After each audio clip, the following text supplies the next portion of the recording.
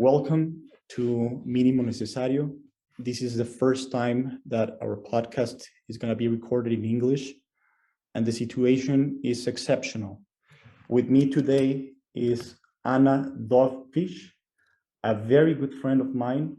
She's from Ukraine, and I thank her for giving me some space to speak about the invasion that's going on right now, seen from the ground. Anna, you have been in Kiev or nearby since the beginning of the Russian invasion. You are in the middle of the heat. You are amidst fire. Thank you for being here. How are you doing right now? Thank you, Ben. At the moment, I'm talking to you from the second floor of my summer house where we're hiding at the moment. I'm in complete darkness because it's dangerous to turn the lights on. We don't want to attract any attention to where we are.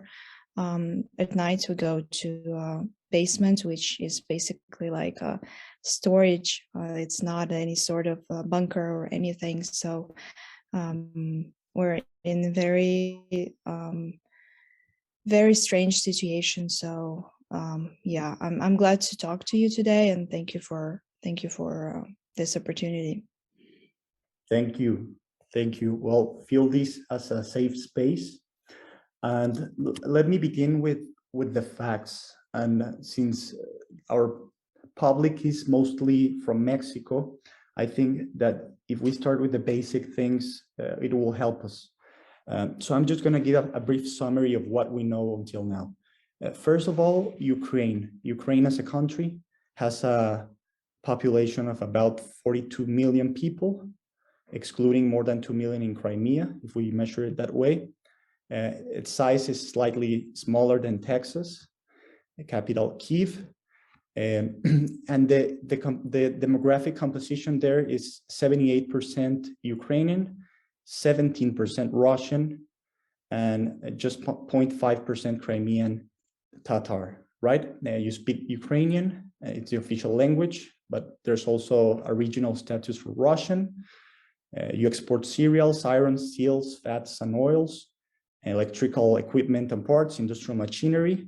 And the leadership of the countries right now in the hands of President Volodymyr Zelensky, the Prime Minister Denis Shmyhal, sorry for the pronunciation, the Foreign Minister Dmytro Kuleba, and the Defense Minister Andriy Taran. I don't know if I got that right. Yeah, it's correct. Okay, so that's what we know about the country, and now to the heart of what we're living right now. Russia invaded Ukraine, and it has done so several times. The most recent one was in 2014 when it occupied Crimea. It currently controls armed forces in the Donbass, this region, and how now amassed more than 100,000 troops on the border with Ukraine, right? And it's now a full-scale invasion that's entered a lot of the major cities of Ukraine. How are you living this? What's going on? Like a couple of weeks ago, you were living an quote-unquote normal life, going to the supermarket, going to work, school, people were doing their lives. And right now, situation has dramatically changed. What's going on? How would you describe it? Well, it's really hard to put your head around it because just like you said, I came back from my vacation in Europe 2 weeks ago, and the situation has already been escalating. So some of my friends suggested me to stay there, but I said that my heart will break in pieces if something happens and I'm far from my family. So I came back intentionally to Kiev, and then a few days later, I woke up from my neighbor ringing my doorbell at 7 or 6 a.m. in the morning. So I was sleeping. I opened the door, and the first thing he said was, "The war has started." My mom couldn't reach me because my phone was on the flight mode, so I couldn't believe it. And it's just all been upside down since then. It's like the life has broken into before and after. Right now we're facing these horrible problems that I never imagined I would be facing, like shortage of food, threat of air, bombing. We're worried about our relatives, members of our family. We're worried that we're going to run out of water. It's like these problems that you don't really experience in modern world, especially if you're living in a developing country that is living normal life. Ukraine has a huge potential. It's the biggest country in Europe. We have a lot of manufacturing going on. Yes, we have been horrendously impacted by this horrible war in Donbass region and this horrible annexation of Crimea. But still, the country was developing, have a lot of young talents and a lot of patriots of Ukraine. But right now, it's all about survival, basically. So, it's something that no one could have ever imagined, really. Yeah, tell me about the feelings. I think that this is rarely asked, and feelings are a crucial part of understanding what's going on. So how do people feel it? How do your friends speak about this? How do your family speak about this? What would you say that a normal day is now? How it is? How is it? Well, in the first day of war, everyone was just thinking about how to either get out of the city or get together with their families. So, when I woke up at 6 a.m. from this message that the war has started, I packed 8 suitcases. 2 of them were with food, and the other with some crucial stuff that I wanted to take out of apartment in the city because I knew that the cities are going to be bombed. And then I ran to my grandma's house to pick her up, and she was just making her breakfast. She's 87 years old. She's very, very hard to transport. She's almost deaf. And I had to explain to her that she has to pack her documents, just some belongings, and we have to run out of the city. Right now, it's we kind of like passed this first day of shock, of horrible shock, when we spent a whole night without any sleep, hiding in the shelter, hearing bombing and being so scared that one of these bombs is just gonna land on our house. Right now, it's just us trying to cope mentally with the situation and try to find ways to survive. On the first day, after the first night when I got out of the shelter, I was so happy to see the sun. I was so happy that we weren't hit. That this feeling is something that I cannot compare to anything. Like nothing else just matters now. Being alive is just the best wish you can have when you go to sleep. Yes, and I ask you this because I'm trying to put myself into your shoes as much as I can, right? And it's not only your perspective, but also I would like to see or deepen into different views. For example, you've already talked about your grandmother, so it's a different way of seeing and experiencing this invasion for her. How do you say it is for example, your parents or a soldier or some of the people that are akin to Russia, for example? I don't know if you can give us this painting of different views so that we can understand how the network is developing there in Ukraine, the network of perspectives. Yeah, well, I think that those who were struggling before war, like elderly people or people who need urgent medication supplies, some people with diabetes, or people who are getting their cancer treatment, they are in the worst position right now because the cities are being blocked from any supplies, and they really are doing really bad. So for instance, my grandma, she refuses to go to the shelter every time we bring her there because she says, rather leave me here. It's so much pain to go down the stairs and go up every single time. And it just breaks my heart. my mom, she really took it, you know, in a way that I felt like I am an adult and I have to protect her, because I felt like I'm more mentally, you know, capable of comprehend this. And then at some point I had a mental breakdown, and then my dad took care of me. So really it's just balancing between who feels better today and who can support one another. I don't know how soldiers feel, but besides, you know, this adrenaline rush and huge patriotism and this wish to just set our people free, but I would say that they definitely feel a lot of support. We think that they are the biggest heroes that ever, you know, existed on earth, and right now our lives depend on them. So we try to make sure that they feel it.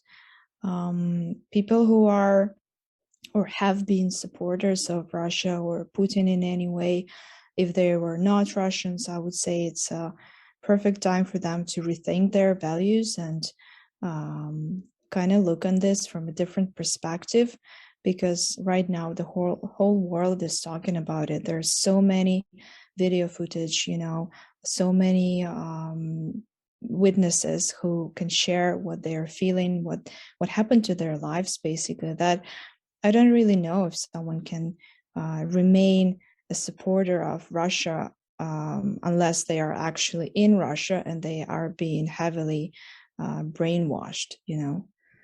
Yes, yes, it's a very strange situation, and I'm guessing that this has changed your perspective on politics, on what violence means, on what war means, history, because Ukraine has a very long history with in relationship with Russia, right? And other concepts that usually are seen from afar.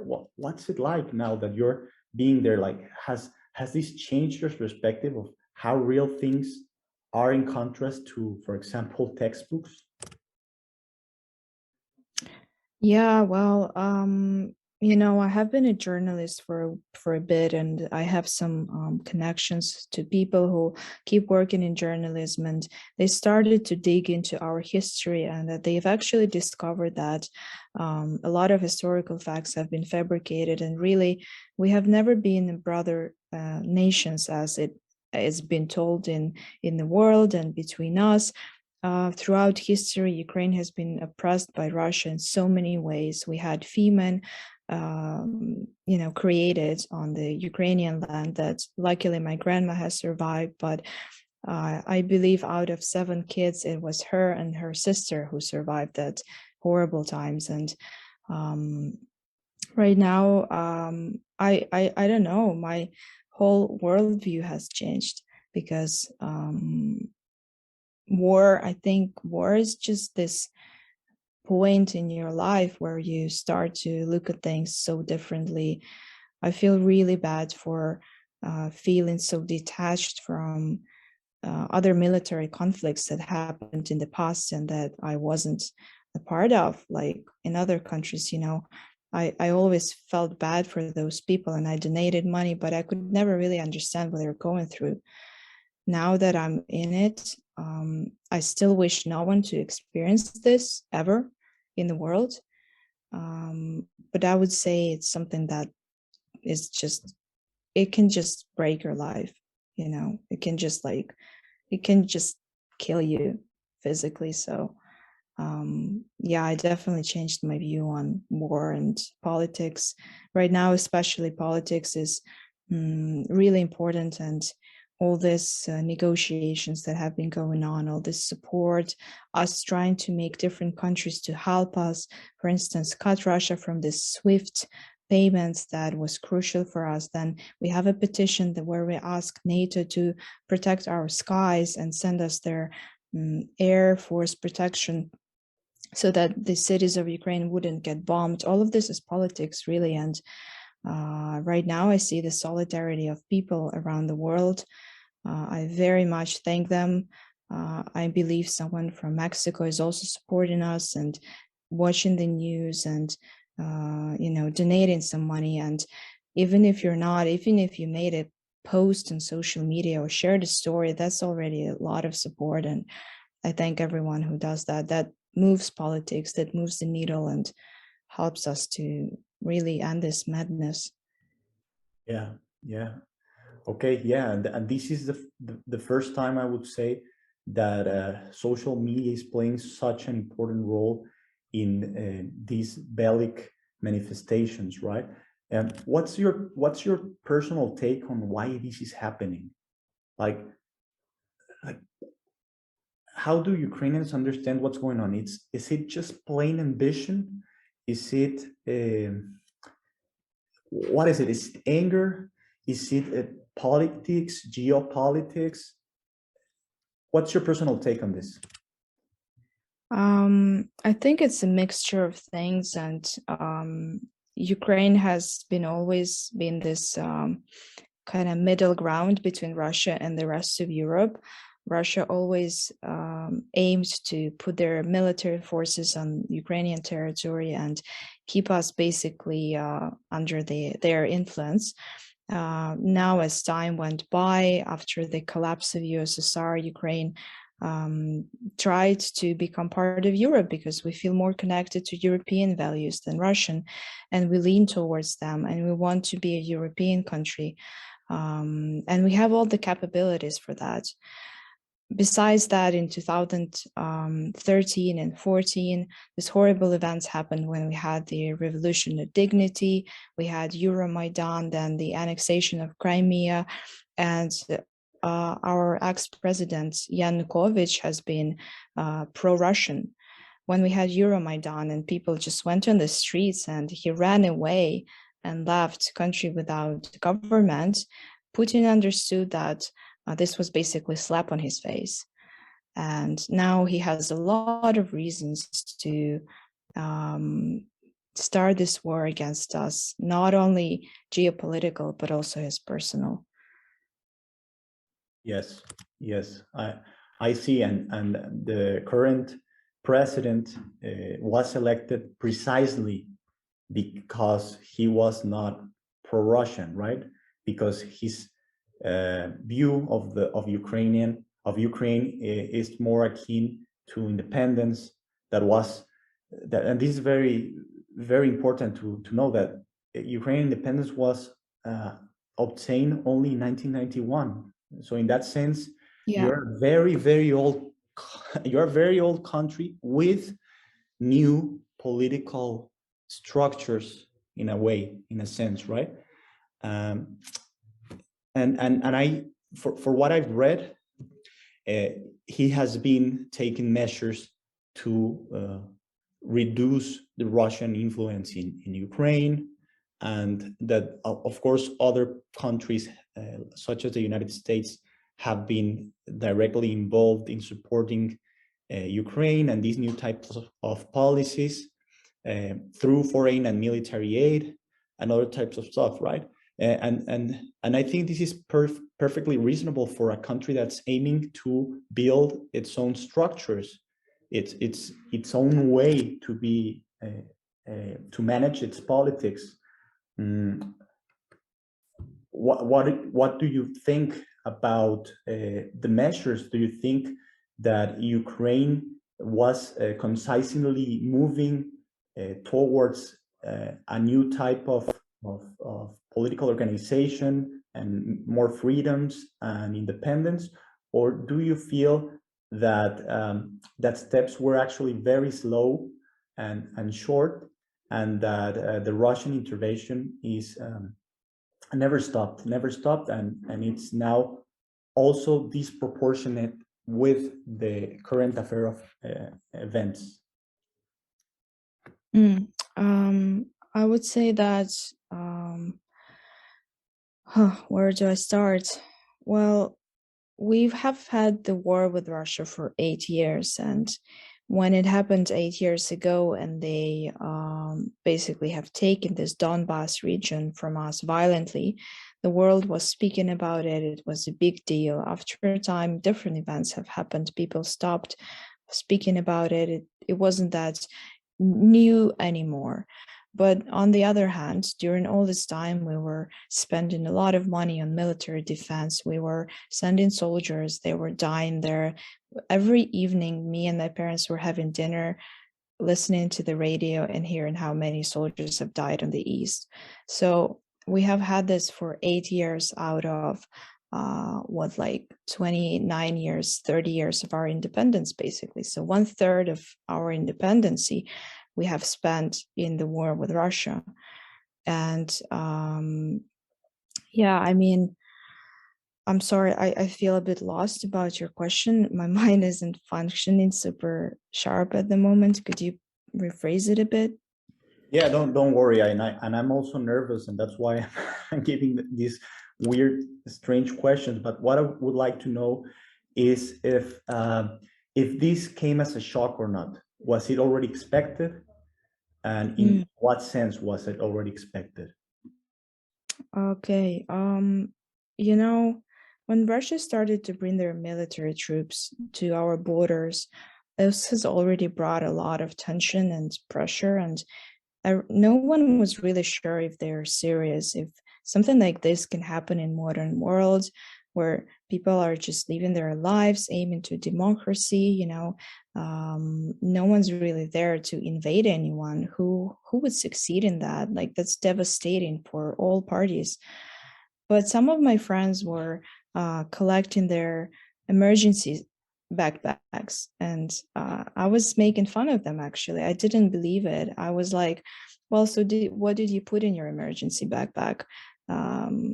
What are you going to do with it? And some of my friends were really, really serious about this, and people had the feeling that something might happen and something really bad may happen. I believe politicians did as well, and they did a lot to negotiate this whole process and to understand because Putin was saying he has this military trainings going on, but you wouldn't bring that many soldiers, you wouldn't bring that many supplies, you wouldn't bring them to territory of Belarus as well, which is another independent country. And today, actually, Belarusian troops have invaded Ukraine from the north. Basically, Kiev and Belarus is divided by one other region, which is called Chernigov, and the city has been bombed heavily since the first day of war. So, I mean, no one in their clear minds would ever believe that some country can so violently intrude and invade your independent country. No one would ever want to believe that it can be true, but yet it happens. Yet this is 6th day of war in Ukraine. We already have food shortage. 16 children, I believe, have been killed. Around 9 children have been born in the shelters in those 6 days. Of course, not only Russian soldiers are dying in huge amounts, but also Ukrainian soldiers are dying. Ukrainian civilians are dying, and that's really the most horrific part of it, because they don't have any respect to Geneva Convention. They are bombarding civilian houses. They bombarded the kindergarten. They bombarded the kids' orphanage. They have bombarded the this birth center that we have in Kiev. Why on earth would you do that in your mind? I mean, there's just no respect to any human rights in here, and no one could believe someone can be so violent in modern times. And yeah, it came as a shock for a lot of us, but mentally, somewhere deep in our hearts, we knew that this may happen.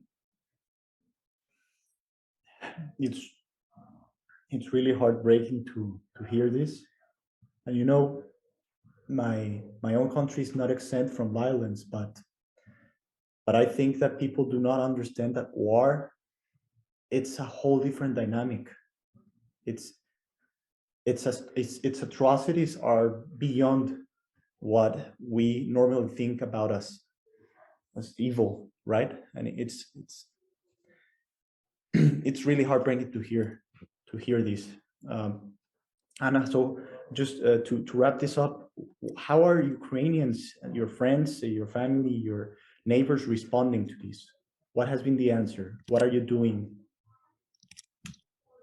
You know, I read somewhere that the 5th and the 12th and the 21st day of war are the hardest mentally. Yesterday has been the 5th day of war, and I know a lot of people who had this mental breakdowns, me including.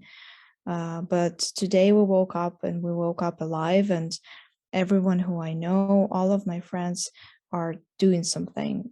I'm doing it in my own field, in informational field. I know people who are making these cocktails, bomb cocktails. I know people who are hiding with guns and grenades in the bushes near Kiev. I know people who are making this nets. Some of teenagers are just making this military nets with their hands. Everyone is actually like doing what they can, and every day we get messages from world celebrities that they support us, you know, people who are involved in humanitarian missions like Angelina Jolie, or Sean Penn is here to shoot a documentary. Elon Musk has said that he would provide us with satellite connection. The head of Microsoft said that the cyber attacks that have been aimed at regular people are beyond war crime. And this just makes us feel stronger together. We feel that the whole world is behind our back.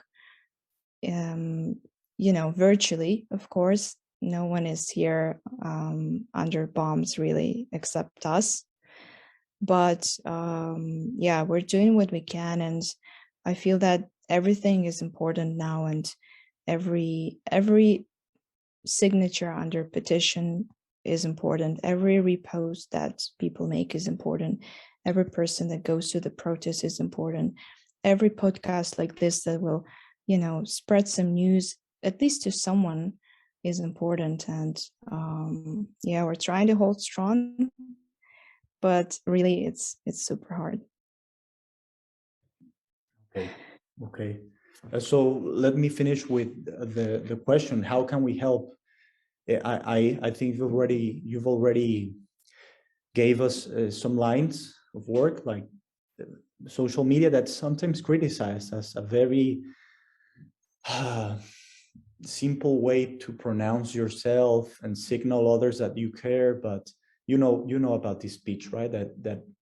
That says that social media, it's a way to just portray that you care, but it actually doesn't make any change. But what you're telling me right now and emphasizing it is that it does change things. Sharing, reposting, making other people know that you support Ukraine helps. Am I right? Yes, yes, it does help a lot, because there is definitely a lot of misinformation going on. And the worst thing is that Russian society is being so brainwashed. Jesus, I'm following these Russian bloggers who still deny that there is some sort of war going in territory of Ukraine. And it's just unthinkable. I look at those posts and I see people commenting that we are lying, or we are posting fake videos. No one is dying, that Ukrainian planes are shooting Ukrainian planes. And it just, you know, just I cannot comprehend it. So I think the more people will share on social media, uh, you can find those, you know, trustworthy resources, the governmental resources. You can even follow some American resources and check on their news. You know, they are unbiased party. They wouldn't say that something is not happening if it is. yeah, make your own conclusions and share and spread the word. There are also organizations, for instance, I keep on recommended the United Help Ukraine, which is actually the US non-governmental organization that supports us and collects donations. You can also donate to the International Committee of the Red Cross. They are also here to support us in many ways. And Voices of Children is the organization that provides psychological support to kids right now. I pretty much every single person who I ever met in my life, even briefly, just for like a day or two, they all asked me, how can I help? And if everyone who has this idea does at least something, it doesn't have to be money. There's many other ways to speak up and to not support this violent regime, to help your Russian friends if you have any, understand what is really going on. Then it will make a difference. Then maybe we will help them as well to get out of this illusion. It will also help us to survive here in these horrible conditions, and it will really help the whole world to stop this mad person from invading someone else. Because look, they invaded Georgia before. There have been military operations in Moldova, in Syria. No one really knows who's going to be next, so it's all about us, all of us. Yes, we're going to share all of these links in the description of this podcast to help people find it faster. And to wrap it up, what will be your expectations of all of this, Anna? What scenarios are in your mind right now? How does it all end up? My main scenario is just to go to bed and wake up alive, and my mind is so focused right now on these basic things like finding food. That tomorrow morning me and my dad are waking up at 7 a.m. to go and to stand in line to a pharmacy and try to get some drugs for us and for my old grandma, because last time we went, we were standing there for 2 hours. We couldn't get in because how limited the provision is and how many people want to get it. So first of all, I think about it as day-to-day survival, but looking at all the support that we get from the world, and not only in them saying that they support us, but also helping us financially and military. Germany is sending their, military ammunition. US is sending us ammunition.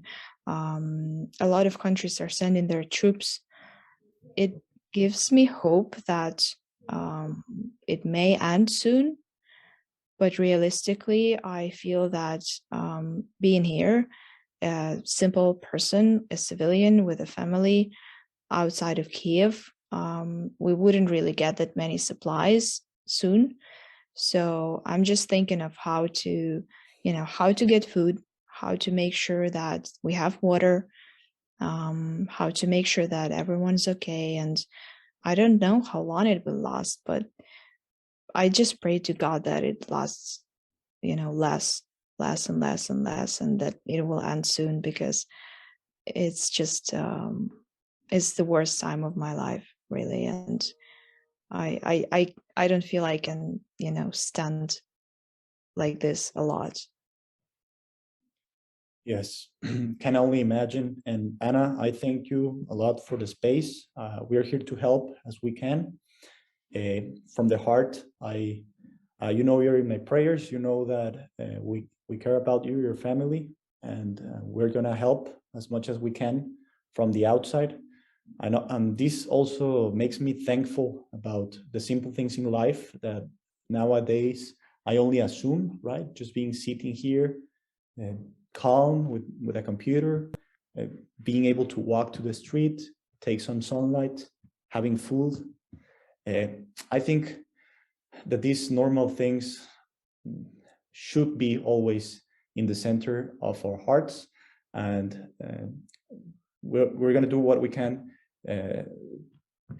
from our small and humble means to help Ukrainians get back to those practices and that lifestyle as soon as possible. So I really thank you for opening your heart, and thank you again for the space. Thank you, Ben. I appreciate you and your help, and thank you everyone who also prays for us. You know, it gives us strength and support. And right now, I believe in everything. You know, I'm not a very religious person, but I am praying every day right now, and I feel this support, and I believe that there should be some angels who are guarding us. I want to believe it, and thank you, Ben. Thank you. I appreciate it. Of course there are. Thank you, and have a good night.